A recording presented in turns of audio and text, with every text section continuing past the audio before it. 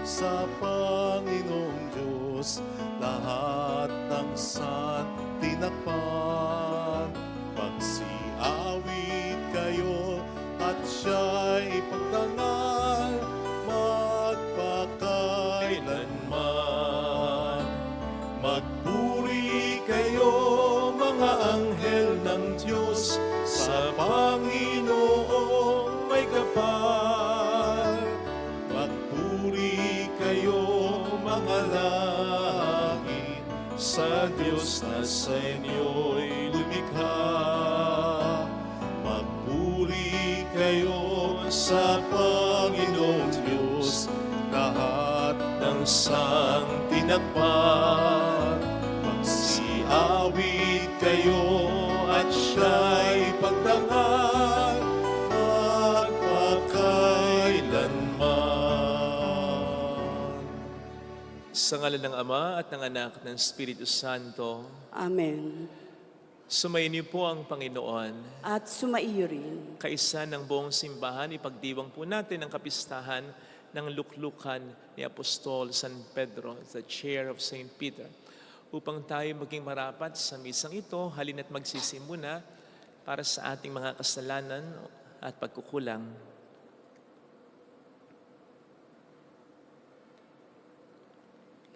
Tayo pong lahat, inaamin ko sa makapangyarihang Diyos at sa inyo mga kapatid, na lubha akong nagkasala sa isip, sa salita at sa gawa, at sa aking pagkukulang. Kaya sinasamo ko sa mahal na Birheng Maria, sa lahat ng mga anghel at mga banal, at sa inyo mga kapatid, na ako'y panalangin sa Panginoong ating Diyos. Kaawaan tayo ng mapagmahal na Diyos, patawarin sa ating mga sala, at patnubayan hanggang sa buhay na walang hanggan. Amen. Panginoon, kaawaan mo kami. Panginoon, kaawaan mo kami. Kristo, kaawaan mo kami. Kristo, kaawaan mo kami. Panginoon, kaawaan mo kami. Panginoon, kaawaan mo kami.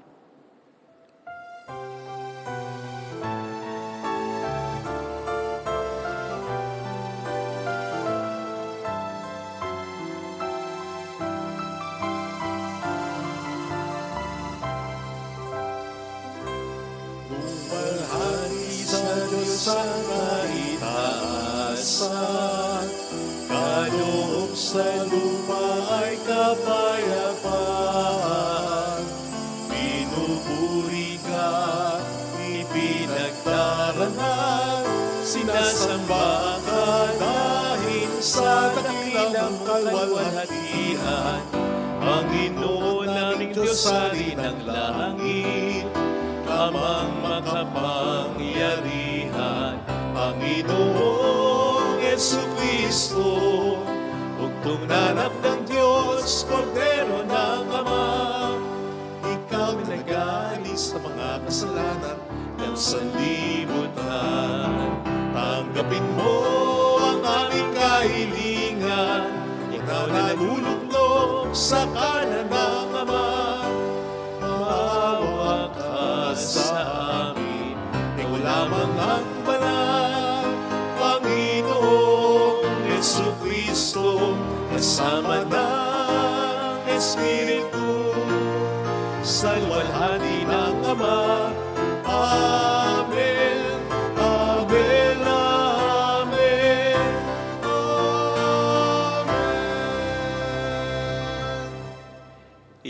natin ang ating ulo. Maaring ibulong sa Panginoon ang ating intensyon. Makisama sa panalangin ang ating mga OFW kapatid. Gayun din ang pagbuti ng kalagayan ng mga may sakit, katulad ni Sister Terry, Father Check, Alona, Juliet, Dina, Dora Baby, Rudy Lerma. Pagdasal natin ang pagdiriwang ng kaarawan ni Teresita Hipolito at ni Dante Bunyag. Manalangin tayo. Ama naming makapangyarihan, ipinakikiusap naming huwag mong ipahintulot na madaig ng anumang mabigat na pagsubok kaming naninindigan sa ibabaw ng batong si Apostol San Pedro, na sumampalatayang matapat sa iyong anak na si Jesucristo na aming tagapamagitan kasama ng Espiritu Santo magpasa walang hanggan. Amen. Pakisama rin po sa dasal ang kalusugan ni Leon Shekivara. Salamat.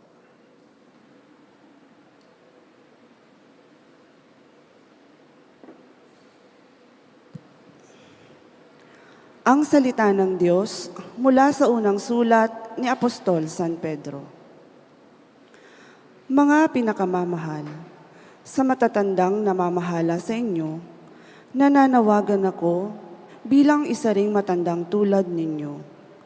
Nasaksihan ko ang paghihirap ni Kristo at makakahati naman ako sa karangalang nalalapit ng ipahayag. Ipinamamanhi kong alagaan ninyo ang kawang ipinagkatiwala sa inyo ng Diyos. Pamahalaan ninyo ng maluwag sa loob, hindi napipilitan lamang, sapagkat iyan ang ibig ng Diyos. Gampanan ninyo ang inyong tungkulin, hindi dahil sa masakim na paghahangad ng pansariling kapakinabangan, kundi sa katuwaang maglingkod, hindi bilang Panginoon ng inyong mga nasasakupan, kundi bilang uliran ng inyong mga kawan. At pagparito ng Pangulong Pastol ay tatanggap kayo ng manining na koronang di kukupas kailanman. Ang salita ng Diyos. Salamat sa Diyos. Pastol ko'y Panginoong Diyos, hindi ako magdarahop. Pastol ko'y Panginoong Diyos, hindi ako magdarahop. Panginooy aking pastol, hindi ako magkukulang. Ako'y pinahihimlay sa mainam na pastulan at inaakay niya ako sa tahimik na batisan. Binibigyan niya ako niyong bagong kalakasan. Pastol ko'y Panginoong Diyos, hindi ako magdarahop. At sang-ayon sa pangako na kanyang binitiwan, sa matuwid na landasi, doon ako inaakay. Kahit na ang daang iyo'y tumatahak sa karimlan, ang tungkod mo at pamalo, ang gabay ko at sanggalang. Pastol ko'y Panginoong Diyos, hindi ako magdarahop. Sa harapan ng lingkod mo, ikaw ay may handang dulang. Ito'y iyong ginagawang nakikita ng kaaway. Nalulugod ka sa akin, sa ulo ko ay langisan. At pati na ang kalis ko ay iyong pinaapaw. Pastol ko'y Panginoong Diyos, hindi ako magdarahop. Tunay na ang pag-ibig mo at ang iyong kabutihan, sa saakit tataglayin habang ako'y nabubuhay. Doon ako sa templo mo, lalagi at mananahan. Pastol ko'y Panginoong Diyos, hindi ako magdarahop.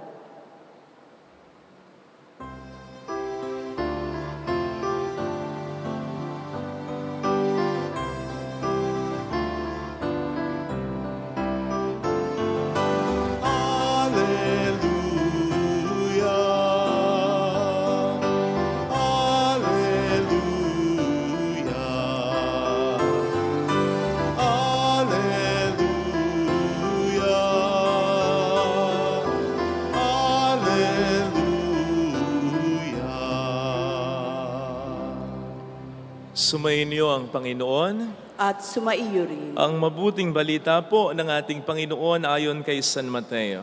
Papuri sa iyo, Panginoon. Noong panahong yon, dumating si Jesus sa lupain ng Caesarea ng Filipos. Tinanong niya ang kanyang mga alagad, sino raw ang anak ng tao ayon sa mga tao? At sumagot sila, ang sabi po ng ilan ay si Juan Bautista kayo, sabi naman ng iba si Elias kayo. At may nagsasabi pang si Jeremias kayo, isa sa mga propeta. Kayo naman, anong sabi ninyo? Sino ako? Tanong niya sa kanila, sumagot si Simon Pedro, kayo po ang Kristo, ang anak ng Diyos na buhay. Sinabi sa kanya ni Jesus, mapalad ka Simon, anak ni Jonas, sapagkat ang katotohanan ito hindi inihayag sa iyo ng sino mang tao, kundi ng aking amang nasa langit. At sinasabi ko naman sa iyo, ikaw ay Pedro, at sa ibabaw ng batong ito ay itatayo ko ang aking simbahan, at hindi makapananaig sa kanya kahit ang kapangyarihan ng kamatayan. Ibibigay ko sa iyo ang mga susi ng kaharian ng langit. Ang ipagbawal mo sa lupa ay ipagbabawal sa langit, at ang ipahintulot mo sa lupa ay ipahihintulot sa langit.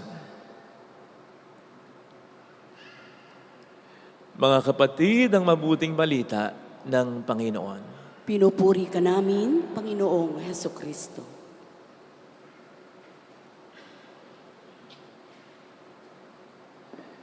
Magandang umaga po sa inyong lahat. Welcome sa Our Lady of Lasalle at Quasay Parish, kung saan ayos lang umiyak. Samahan tayo ng mahal ay nasa pag-iyak at sa pagdarasal upang maging maayos ang lahat. Gaya ng sabi natin kanina, ngayon po ay pinagdiriwang ng ating inang simbahan ang kapistahan ng luklukan ni San Pedro or the chair of Saint Peter. Sinasabi pong tulad ni Moises in the Old Testament, si Pedro din ay binigyan ng luklukan o upuan nang siya ay mapunta ng Roma at maging unang obispo ng Roma and therefore pinuno ng simbahang Katolika. Sinasabi po na ang silyang ito, ang luklukang ito, hanggang ngayon ay nasa St. Peter's Basilica. Dangan nga lamang ito'y naka-encase sa tanso at nakasuspend sapagkat ito'y hawak-hawak din ng mga bronze statues ng mga doctors of the church at tulad ni na San Agustin, San Ambrosio, San Juan Crisostomo, San Atanasio. Yan po, makikita sa picture na ito. Yan daw po ay likha ni Gian Lorenzo Bernini, isang Baroque sculptor, na siya ring may likha ng mga nagagandahan at naglalakihan, mga pamosong columns ng St. Peter's Square sa Roma. Ngayon, kung bakit ba pinapahalagahan natin ang silyang ito, na nagkaroon pa tayo ng kapistahan para dito, ay may kinalaman po sa ating pananampalataya bilang mga Kristiyano, Katoliko. By the way, ang kapistahang ito ay hindi po isang bago, isang batang kapistahan, ha? Napakaluma na po ito. Sa katunayan po, simula pa nung mga unang panahon, sa mga unang Kristiyano, ipinagdiriwang na po ito. Napakahalaga po nito sapagkat ang pinagdiriwang po natin ngayon ay hindi lamang isang literal na upuan, kundi mas lalo na yung sinisimbolo ng upuan na yan. Sapagkat ang sinisimbolo ng luklukan na yan ay ang kapangyarihang ipinagkaloob ni Kristo kay Pedro para pangunahan at pangalagaan ang simbahang ito na narinig po natin sa ating ebanghelyo. Alam po nyo kasi, noon pa man, kahit naman hanggang ngayon, di ba? Halimbawa, sa mga eskwelahan, sa mga kumpanya, sa mga corporation, di ba? Pag sinabing the chair, hindi ito yung literal na silya, kundi yung kapangyarihan or authority na mayroon yung tinatawag na the chair bilang leader o bilang pinuno ng kumpanya, bilang presidente ng eskwelahan at marami pang iba. Noon pa man, ito'y simbolo na ng kapangyarihan. Lalong-lalo na ng kapangyarihan na magturo ng sino mang nakaluklok sa kapangyarihang ito. Kaya nga po sa Matthew 23 verse 2, Jesus spoke about a certain seat of Moses occupied by the scribes and Pharisees, apparently referring to their teaching office or their authority to teach. Ito rin ang dahilan kung bakit, kung napuna-punin niyo, kahit si Kristo, may mga pagkakataong kapag siya'y nagtuturo, siya'y umuupo. So ito po yung ipinagdiriwang ng ating simbahan ngayon. Yung pinakasinisimbolo ng luklukang ito. Yung kapangyarihan nga pong ibinigay ni Kristo kay Pedro at mula noon hanggang ngayon at sa mga susunod pang panahon sa mga kahalili nito. Para paturuan at pangalagaan ang para ituro at pangalagaan ang pananampalataya natin bilang mga Katoliko. Ito po'y napakahalaga sapagkat pinananatili nito ang pagkakaisa ng simbahang Katolika. Ito po'y napakahalaga, so much so na makikita po natin sa kasaysayan ng ating simbahan na kung ano yung mga katotohanang sinasampalatayanan noon ng mga unang Kristiyano ay sinasampalatayanan pa rin natin hanggang ngayon at hanggang sa mga susunod pang panahon. Sapagkat ito nga po ay pinangangalagaan ng kapangyarihang ipinagkaloob sa simbahang ito ng Panginoon. Kasi po, tama na nasa sa atin ang katotohanan. Nandiyan ang sacred scriptures at sacred tradition. Pero po pwedeng mahaligaw pa rin ang tao sa kabila nito. Kung walang authority na mag-i-interpret, magtuturo at mangangalaga ng mga ito, magkakalito-lito ang tao.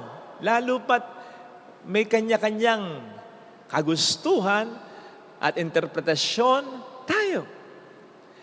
Tingnan po ninyo, halimbawa na lang, yung issue ngayon ng impeachment na inihahain o inihain against the Vice President. O di ba? Kanya-kanyang opinyon ang mga abogado tungkol dito. Hindi mo na malaman ngayon kung ano ba talaga ang tama at totoo. Na po pwedeng mangyari kahit sa simbahan. Halimbawa na lang, yung napakarami at iba't ibang grupo ngayon ng mga protestante, ng mga born again, na kung tutuusin, nanggaling lang naman kay Luther. So yung kanilang mga founders, at one point, magkakasama yan. Iisang grupo yan. So bakit may mga tumiwalag? Bakit may mga kumalas? At bakit may mga nagtatag ng iba't ibang mga simbahang kanilang ipinakilala?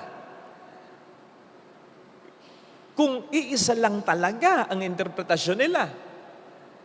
Yan ay sa kabila ng lahat sila ay magsasabi na ang katotohanan lamang ay nasa Biblia.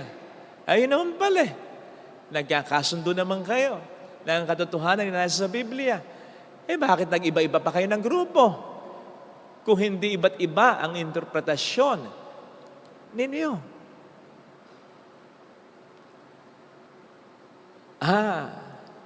Ang dahilan ay sapagkat wala sa kanilang sinabihan ng mapalad ka, sapagkat ang katotohanan ito'y hindi inihayag sa iyo ng sino mga tao, kundi ng aking ang mga nasa langit. At sinasabi ko naman sa iyo, ikaw ay Pedro, at sa ibabaw ng batong ito, itatayo ko ang aking simbahan, at hindi makapananaig sa kanya, kahit ang kapangyarihan ng kamatayan. In other words, wala sa kanila ang buong katotohanan at wala sa kanila ang binigyan ng partikular na kapangyarihan upang pangalagaan ang katotohanang iyan. Kaya, para sa akin, hindi tama na sabihin na ang mga simbahan ay pare-pareho lang. Magkakaiba at may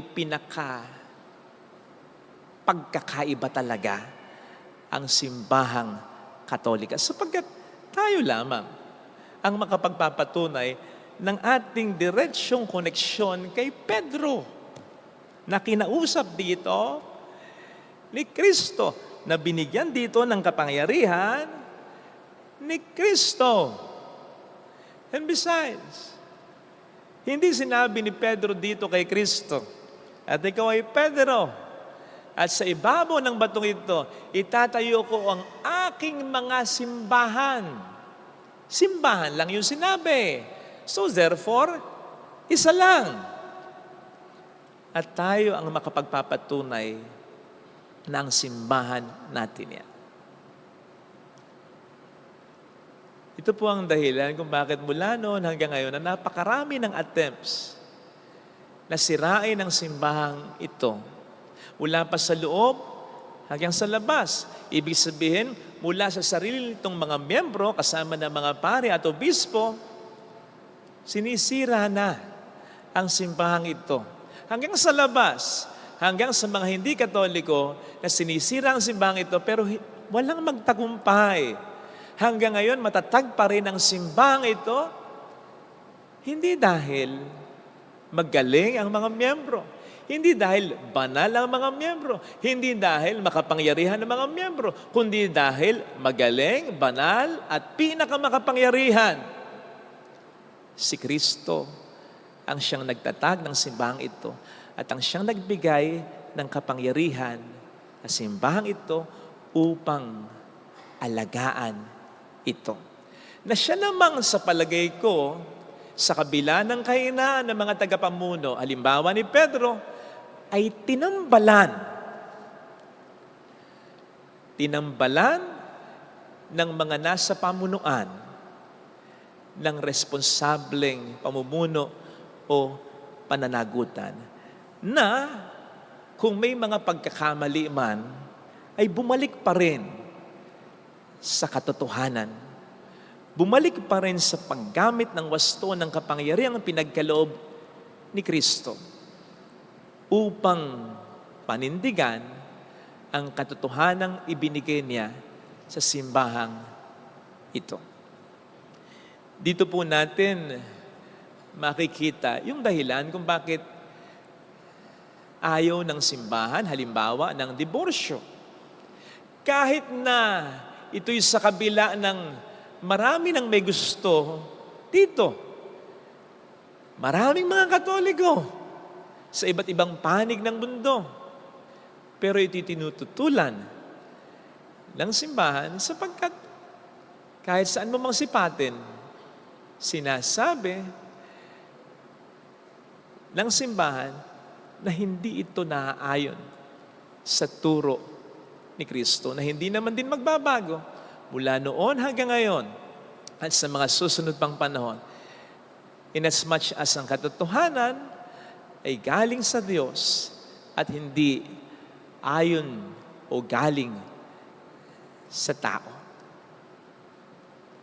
Kaya nga sa pagdiriwang na ito ay bagamat nagpapasalamat tayo sa kapangyarihang pinagkaloob ni Kristo simbahang ito, partikular na sa mga namumuno dito, ay nagpapasalamat din naman tayo sa pagiging responsable ng mga binigyan ng kapangyarihang ito.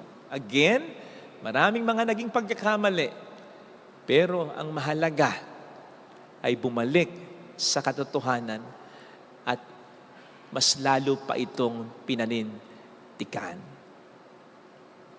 Narinig po natin sa ating unang pagbasa ang paghimok mismo ni Pedro sa mga nanunungkulan mula pa noon sa simbahang ito na maging mapanagutan, maging huwaran ang isipin, hindi ang sarili, kundi ang kawan. Na saktong-sakto kay Papa Francisco. Na ngayon ay mayroong seryosong karamdaman. Kaya sana taimtim natin siyang ipagdasal, ha? Bago pa man ngayon ang ating mga kahilingan, pagdasal po natin siya. Nakalulungkot na meron siyang seryoso ngayong karamdaman, pero parang mas nalungkot yata ako sa mga napanood o nabasa ko sa social media na hindi pa man ay pinag-uusapan na kung sino ang pwedeng pumalit sa kanya.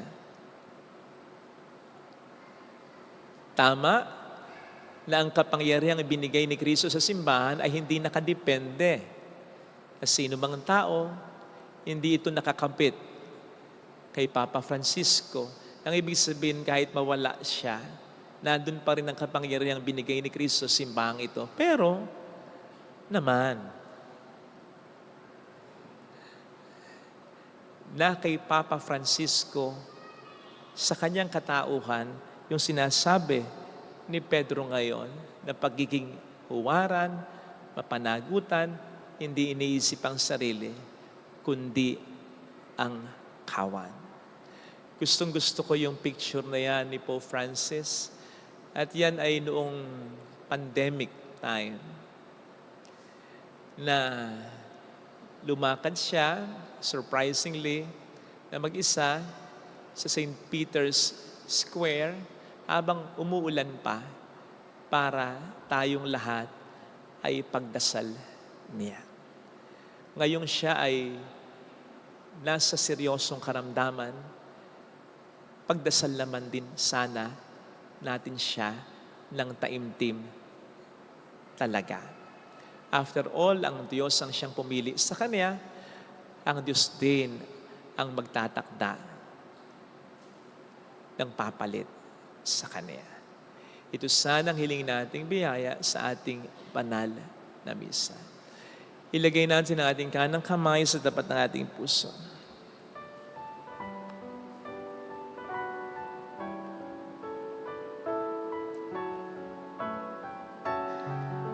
Awitin natin, alam kong may magagawa ang Diyos.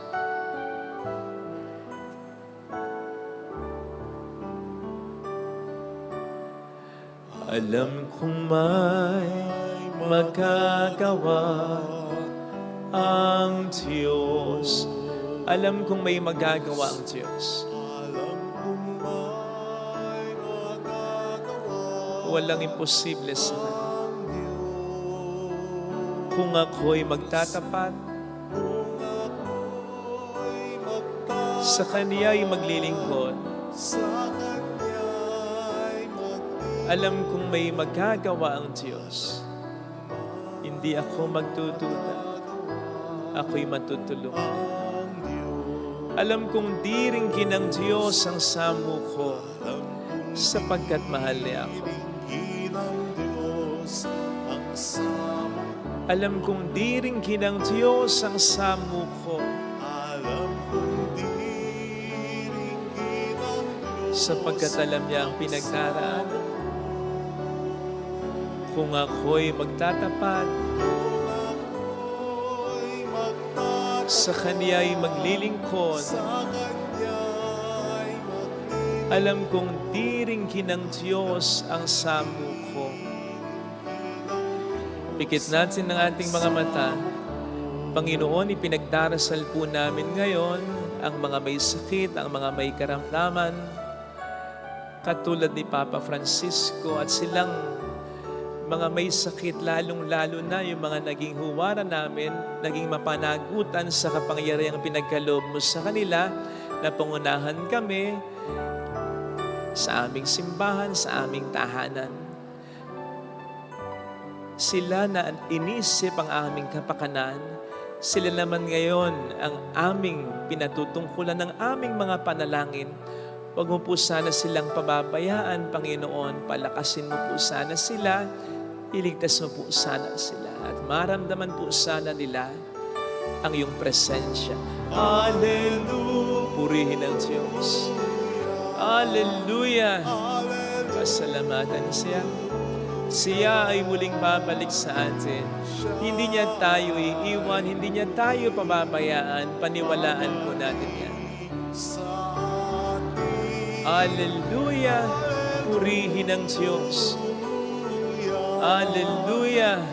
Sa takdang panahon, babalik ang Panginoon upang tayo ay kunin. Tapat siya sa kaniyang mga pangako sa atin. Sabihin mo sa sarili mo, mayroong magandang mangyayari sa iyo. Higit pa sa inaasahan mo sapagkat mahal ka ng Diyos, pakatandaan. Kung lalapit ka kay Jesus, maaring matagal, maaring maging mahirap, pero magiging maayos pa rin ang lahat. Mayroong magandang mangyayari sa iyo. Dahil mahal ka ng Diyos. Kung lalapit kay Jesus,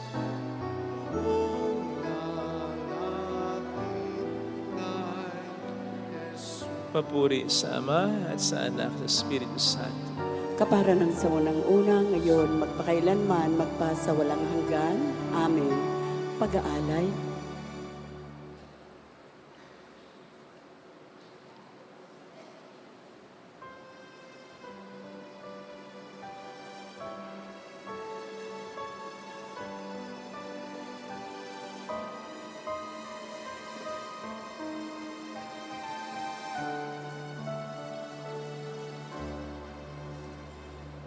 Tinapay na nagmula sa pinigay na mga trigo, sa lupa'y nihasing, magiging katawan ni Kristo, anak mong ginigining. Pagkain, buhay ang ating,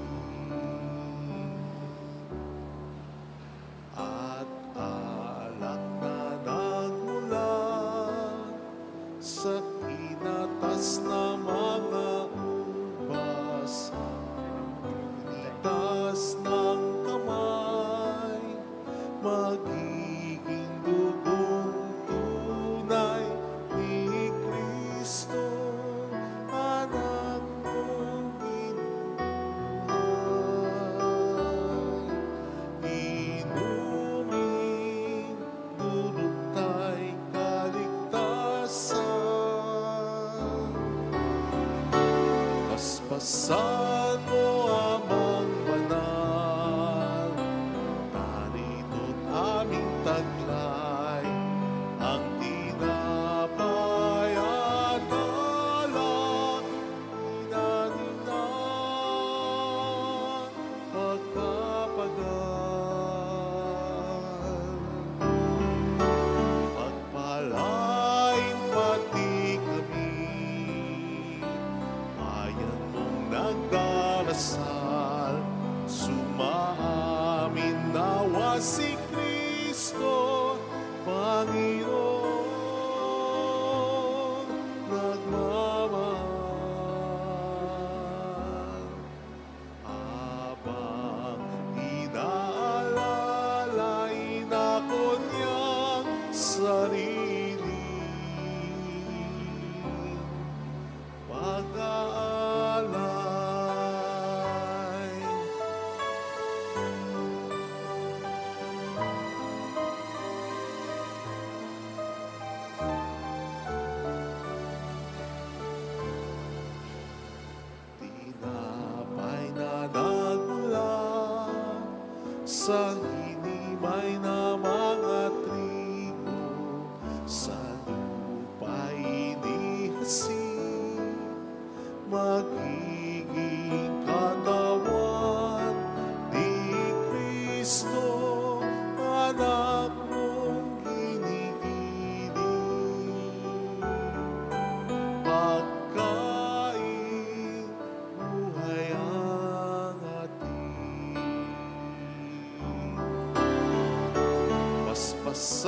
Sinasamahan mo amang banal, narito't aming taglay, ang tinapay at alak, inaninang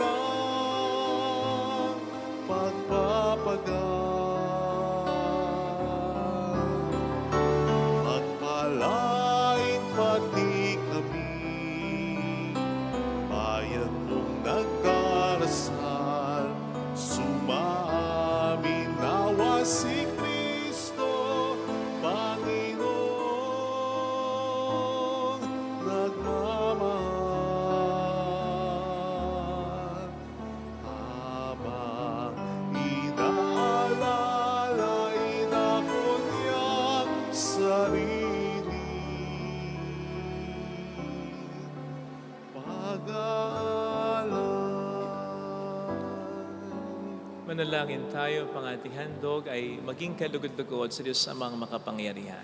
Tanggapin nawa ng Panginoon itong paghahain sa iyong mga kamay, sa kapurihan niya at karangalan, sa ating kapakinabangan at sa buong sambayanan niyang banal. Ama naming lumikha, paunlakan mo ang pagdulog ng simbahan naghahain at dumadalangin upang sa pagtataguyod ni San Pedro bilang pastol, kami makarating sa iyong pamanang walang maliw na siyang hantungan ng pananampalatayang itinuro niya sa amin sa pamamagitan ni Jesucristo, kasama ang Espiritu Santo magpasa walang hanggan. Amen. Sumayin niyo po ang Panginoon. At sumaiyo rin. Taas sa Diyos ang inyong puso at diwa. Itinaas na namin sa Panginoon. Pasalamatan ng ating Panginoong Diyos. Marapat na siya'y pasalamatan. Ama naming makapangyarihan, tunay nga pong marapat na ikaw ay pasalamatan. Ikaw ang pastol na laging pumapatnubay sa mga kabilang sa nililingap mong kawan. Ito ang ginanap na pananagutan ng giliw mong anak at pastol ng danan. Ang mga apostol ay kanyang mga katuwang sa pagiging pastol na patnubay ng sambayanan. Kaya kaisa ng mga anghel na nagsiawit ng papuri sa iyo ng walang humpay sa kalangitan, kami po'y nagbubunyi sa iyong kadakilaan. Santo, Santo, Santo, Panginoong Diyos ng mga hukbo, napupuno ang langit at lupa ng kadakilaan mo. O sana sa kaitaasan, pinagpala ang naparirito sa ngalan ng Panginoon, o sana sa kaitaasan. Magsilhod tayo. Ama naming banal, ikaw po ang bukhal ng tanang kabanalan, kaya't sa pamamagitan po ng iyong Espiritu, gawin mong banal ang mga kaloob na ito upang para sa amin ay maging katawan at dugo ng iyong anak na aming Panginoong Hesukristo. Bago niya pinagtiis ang kusang loob na maging handog, hinawakan niya ang tinapay, pinasalamatan ka niya, pinaghati-hati niya iyon. Niabot sa kaniyang mga alagad at sinabi, tanggapin ninyong lahat ito at kanin. Ito ang aking katawan na iahandog para sa inyo.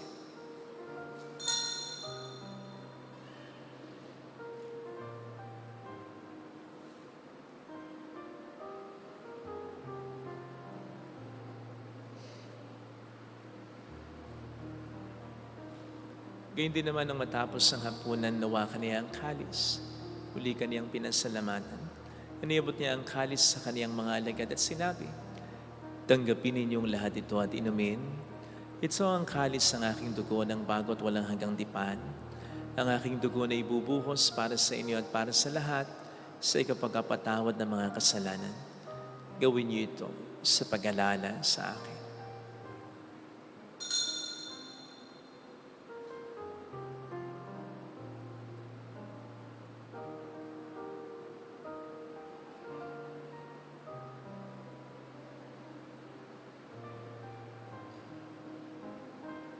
Ipagbunyi natin ang misteryo ng ating pananampalataya. Si Kristo'y namatay, si Kristo'y nabuhay, si Kristo'y babalik sa wakas ng panahon. Ama, ginagawa namin ngayon ang pag-alaala sa pagkamatay at muling pagkabuhay ng iyong anak. Kaya inialay namin sa iyo ang tinapay ng buhay at ang kalis ng kaligtasan. Kami po'y nagpapasalamat dahil kami iyong minarapat at tumayo sa harap mo para maglingkod sa iyo. Sinasamo namin kami na magsasalo sa katawan at dugo ni Kristo ay mabuklod sa pagkakaisa sa pamamagitan ng Espiritu Santo. Ama, lingapin mo ang iyong simbahang laganap sa buong daigdig. Puspusin mo kami sa pag-ibig. Kaysa ni Francisco na aming Papa, ni Dennis na aming Obispo at ang Tanang Kaparian. Alalahanin mo mga kapatid naming nahimlay ng may pag-asang sila'y muling mabubuhay, lalo na po ang aming mga ipagdarasal. Saglit tayong yumuko at ipagdasal ang ating mga minamahal na yumao. Kasama sina Joyce, Luis, Salito Perse, Cautiosa, Yongas, Maria, San Jose, Sorelito, Eric, Miguel Arsenio, Serio, Ada, Dante, Luisa, Oreo Iska, Benabinelli, Emer. Kayo din ang lahat ng mga pumanaw. Kaawaan mo sila at patuloyin sa iyong kaliwanagan. Kaawaan mo at pagkingtapatin kaming lahat na makasalo sa iyong buhay na walang wakas, kay isang mahal na birhen ng lasalat ng ina ng Diyos, isanusay ang kabiyak ng kanyang puso lahat ng mga banal na namuhay dito sa daigdig ng kalugod-lugod sa iyo, may pagdiwang nawa namin ang pagpupuri sa ikararangal mo sa pamamagitan ng iyong anak, at aming Panginoong Jesucristo. Sa pamamagitan ni Kristo, kasama niya at sa Kanya, ang lahat ng parangal, papuri ay sa Diyos amang makapangyarihan, kasama ng Espiritu Santo, magpasawalang hanggan.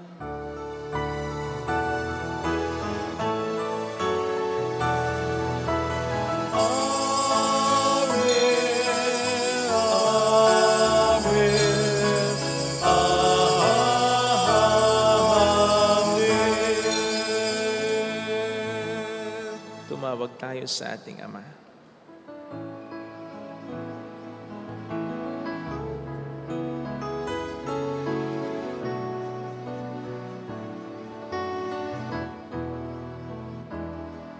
Ama namin, sumasalangit ka, sambahin ang ngalan mo, mapasa amin ang kaharian mo, sundin ang loob mo dito sa lupa para nang sa langit.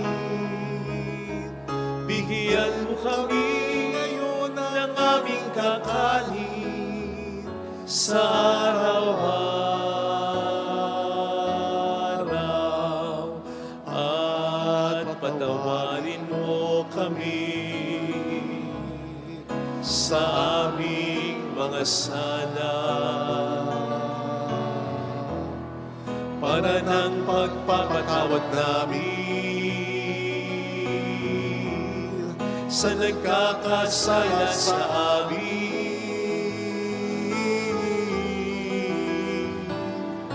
At huwag mo kami ipahintulot sa tukso, at ihadya mo kami sa lahat ng masama.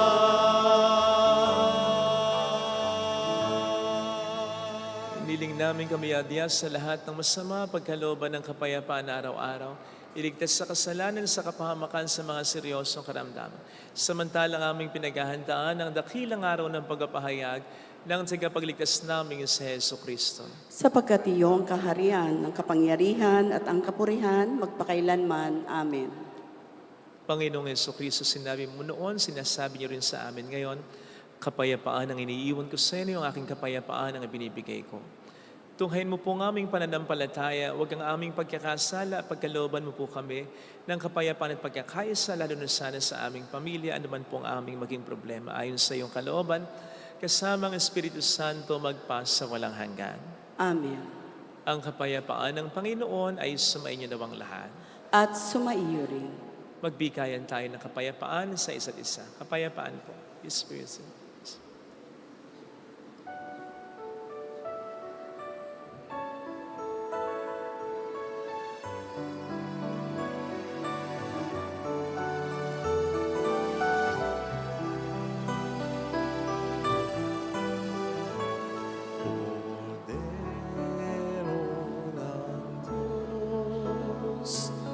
Na nagalis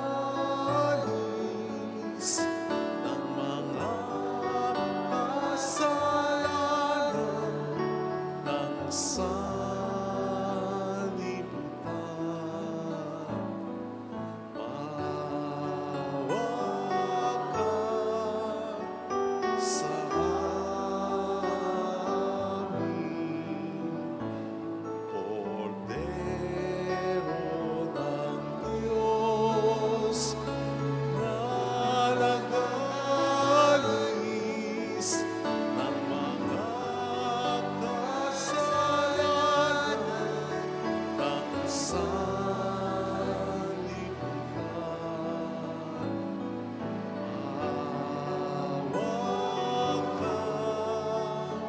sa amin. Kordero ng Diyos na nag-aalis ng mga kasalanan ng sanlibutan.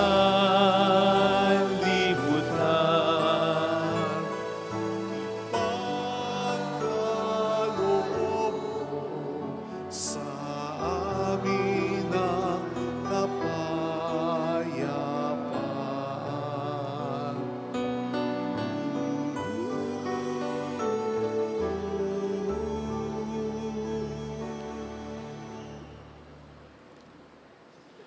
Narito sa harap natin ang Panginoon ng ating buhay at kaligtasan.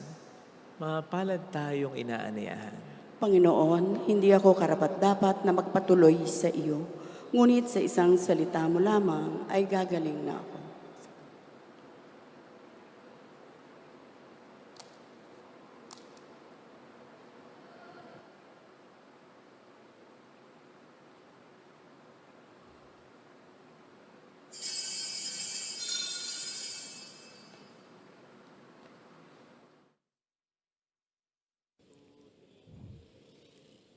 Panalangin para sa espiritual na pakikinabang. Panginoong Hesus, ako ay naniniwala na ikaw ay nasa kabanal-banalang sakramento. Iniibig kita ng higit sa lahat at ninanasa kong tanggapin ka sa aking kaluluwa. Sapagkat sa mga sandaling ito, hindi kita matatanggap sa sakramento. Tumuloy ka sa espiritu sa aking puso. Niyayakap kita na parabang naririto ka na. Inaalay ko ng buong buo ang aking sarili sa iyo. Huwag mong hayaang mawalay ako sa iyo. Amen.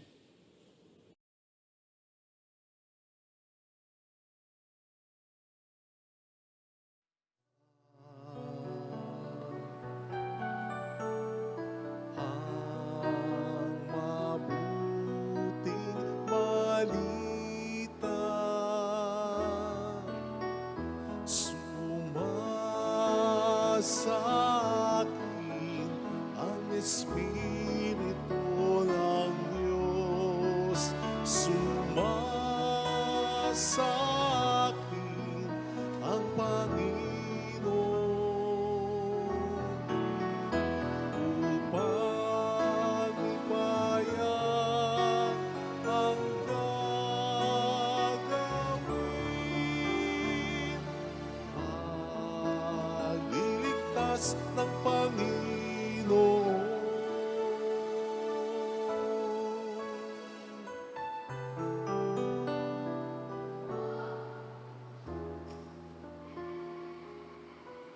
Sinunya ako upang ipahayag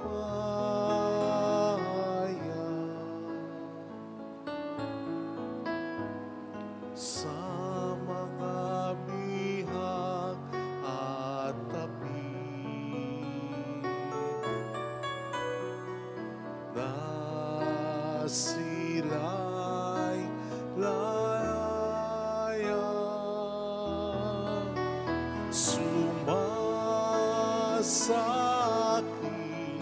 ang Espiritu ng Diyos, sumasakin ang Panginoon upang ipahayag ang gagawin.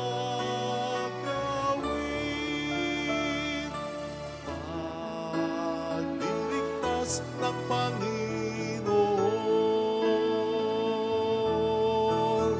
sumasakin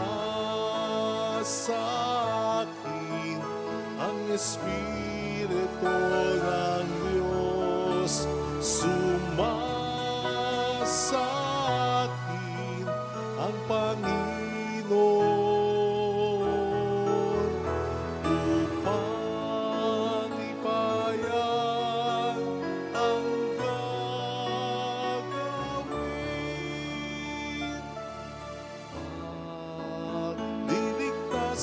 Panginoon. Magliligtas ng Panginoon.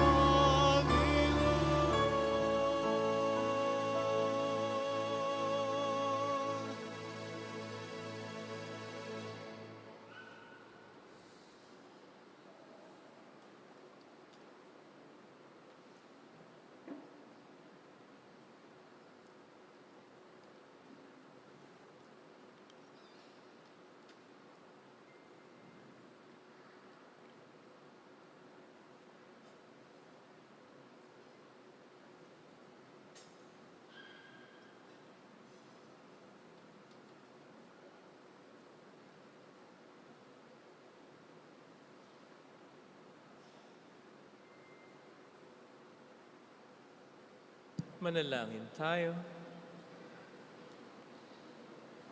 Ama naming mapagmahal, sa pagdiriwang namin ito ng kapistahan ni Apostol San Pedro, kami nakinabang sa katawan at dugo ni Kristo. Ang ginanap naming pakikipagpalitang handog sa iyo ngayon ay maging panandang naglalahad nawa ng pagkakaisa at kapayapaan sa pamamagitan ni Yesu Kristo kasama ang Espiritu Santo magpasa walang hanggan. Amen. Holy God, Holy Mighty One, Holy Immortal One. Have mercy on us and on the whole world. Holy God, Holy Mighty One, Holy Immortal One. Have mercy on us and on the whole world. Holy God, Holy Mighty One, Holy Immortal One.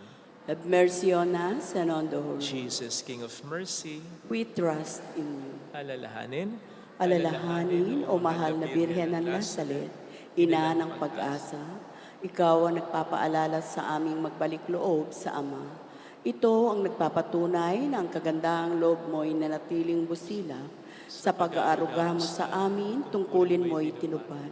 Sa paanan ni Kristo'y tinuring mo kami mga tunay mong anak. Kaya ninais mong ni isa'y huwag mapahamak, maging sa iyong walang tigil na pananalangin, pati luhay pumatak. Huwag namang mawala ng saysay ang iyong paghihirap. Hiling nawa namin sa iyo, aming inang biyag, na matapos ang pakikibaka namin sa mundong ito at sa pananatili naming tapat kay Kristo, sa kapurihan mo'y makibahagi kaming ganap, upang kung nasaan ka ngayon ay maparoon din kaming lahat, at ang kaganapan ng kalwalatian ng Diyos Amay tuluyang matupad siya nawa. Mahal na Birhen ng Nazaret, tagapagkasundo ng mga makasalanan. Ipanalangin mong walang patid kaming mga dumudulog sa iyo. Maraming salamat po sa inyong pakikisa at sa walang sawa niyo pong pagtulong, lalo pat mayroon tayong mga tinutulungan ngayon. Tayo po ngayon ay nagpapagawa ng mga chapels at meron din tayong project ang pagsasaayos ng ating patio. Pero wag po kayo mag-alala, gaya lang po ng dati, kung ano lang po yung kaya ninyo or kung kailan niyo po gustong magbigay ayon sa inyong kakayanan, ayon sa flow of blessings sa buhay niyo. Salamat po. Pinapaalam lang po namin sa inyo yung mga napupuntahan ng mga binibigay ninyo.